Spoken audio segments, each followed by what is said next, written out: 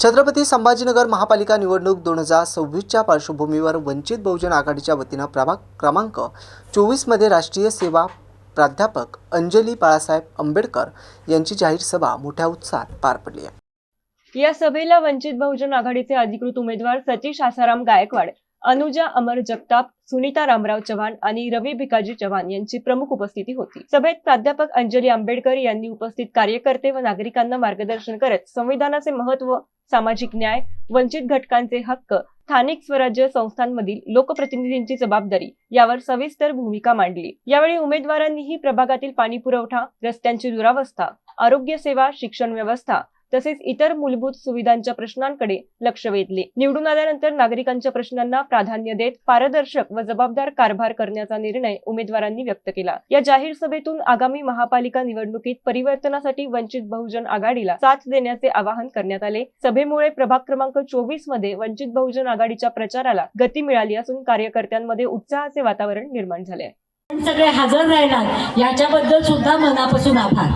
आज आपल्या वंचित बहुजन आघाडीच्या प्रभाग क्रमांक 24च्या जाहीर सभेसाठी माझ्याबरोबर विचारमंचावर उपस्थित असलेले आपले उमेदवार सतीश गायकवाड तसंच इथे उपस्थित असलेल्या उमेदवारांना न्याय देण्यासाठी आणि संधी देण्यासाठी म्हणून वंचित बहुजन आघाडी आहे। खूपदा लोक म्हणतात आम्ही एवढ्या बहुजनांना निवडून आणलं।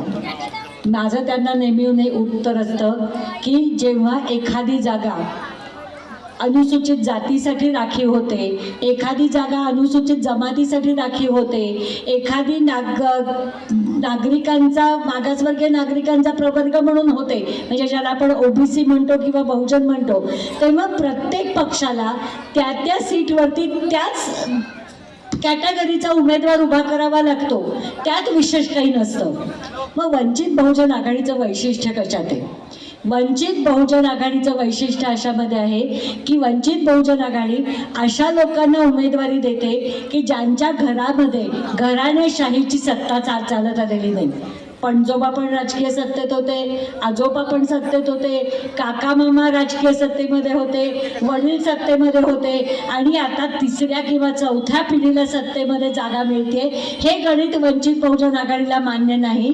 तर ज्यांना राजकारणात येण्याची इच्छा आहे, जे समाजाचा विचार करतात, समाजामध्ये काय परिवर्तन झालं पाहिजे याच्याबद्दल त्यांचं काहीतरी चिंतन चालू असतं, अशा तरुणांना, अशा युवकांना संधी देणं हे वंचित बहुजन आघाडीला महत्त्वाचं वाटतं।